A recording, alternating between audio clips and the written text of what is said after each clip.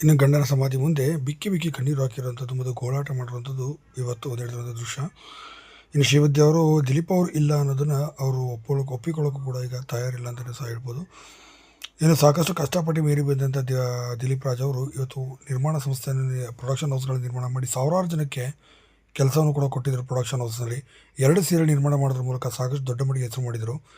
ಇನ್ನು ಹೀಗೆ ಇರುವಂಥ ಸಂದರ್ಭದಲ್ಲಿ ದಿಲೀಪ್ ರಾಜ್ ಅವರು ಅಕಾಲಿಕ ಮರಣಕ್ಕೆ ತುತ್ತಾಗ್ತಾರೆ. ಮೊನ್ನೆ ತೀವ್ರ ಹೃದಯಘಾತವಾಗಿ ಕೊನೆಗೆ ಸೆಳೆದಿರುವಂಥದ್ದು ನಿಜಕ್ಕೂ ಒಂದು ರೀತಿ ಇದೊಂದು ಶಾಕಿಂಗ್ ಅಂತ ಕೂಡ ಹೇಳ್ಬೋದು. ಇದೇ ಸಂದರ್ಭದಲ್ಲಿ ಶ್ರೀವಿದ್ಯರು ಇಲ್ಲ ನನ್ನ ಗಂಡ ಎದ್ದು ಬರ್ತಾನೆ, ಎದ್ದು ಬಾರೋ, ಇಲ್ಲಿ ಇನ್ನೂ ಸ್ಕ್ರಿಪ್ಟ್ಗಳು ಬಂದಿದೆ, ಕತೆ ಬಂದಿದೆ, ನೋಡು ಅಂತ ಎದ್ದು ಬಾರೋ ಅಂತೇಳಿ ಗೋಳಾಡೋಂಥದ್ದು ಎಂಥರೋ ಕರಡು ಕೂಡ ಕಿತ್ತು ಬರೋಂಥ ಇತ್ತು.